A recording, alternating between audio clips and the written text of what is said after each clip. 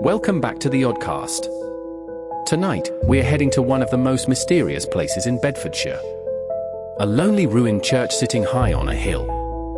A place linked to ghost stories, black magic, strange sightings, and decades of unsettling rumors. Our destination is Old St. Mary's Church in Clophill. During the day, it's hard to see what all the fuss is about. The ruins are beautiful in their own way. Ancient stone walls stand against the sky. Old gravestones lean at odd angles. The surrounding countryside stretches for miles. It feels peaceful. Almost. But as evening approaches and the shadows begin to lengthen, the mood changes. The hill becomes quieter. The air feels heavier. Even skeptics have admitted that there's something unusual about the atmosphere. Something difficult to explain. Old St. Mary's has stood on this hill for centuries. For hundreds of years, villagers climbed the slope to worship here. Weddings were celebrated within its walls. Funerals passed through its doors. Generations lived, loved, and died beneath the gaze of the church tower. Then, in the 19th century, a new church was built in the village below. The old church was abandoned. Nature slowly reclaimed the building. The roof disappeared. The walls crumbled. And the stories began. By the middle of the 20th century, Old St. Mary's had become something far more than a ruined church. It had become a legend. Locals spoke of strange happenings among the gravestones. Visitors reported hearing footsteps when nobody else was around. Others claimed to hear whispers drifting through the ruins on still nights. Some described an overwhelming sensation of being watched. Not by a person, by something unseen.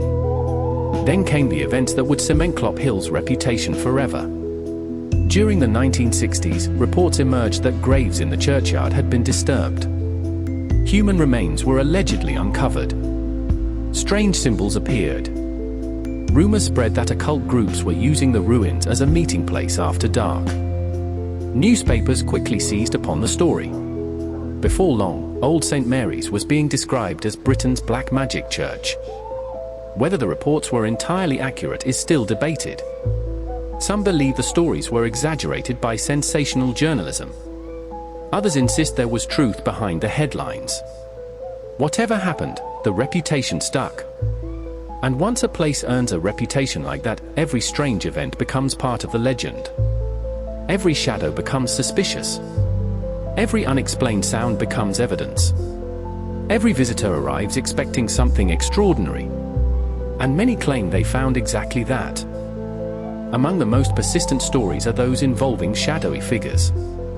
Witnesses have reported seeing dark shapes standing among the gravestones. Silent. Motionless. Watching from a distance. Several people have described a hooded figure moving through the ruins late at night. Approach the figure and it vanishes. Others speak of sudden cold spots. Patches of air so cold they seem entirely out of place, even on mild evenings. Then there is the legend of the black dog. Across Britain, stories of spectral black hounds stretch back hundreds of years. They appear on lonely roads, ancient pathways, churchyards, places where the boundary between legend and reality seems a little thinner. Clophill has its own version of the tale. Visitors have described seeing a large dark animal moving silently between the graves. No growl. No bark. No sound at all. Just a fleeting glimpse before it disappears into the darkness.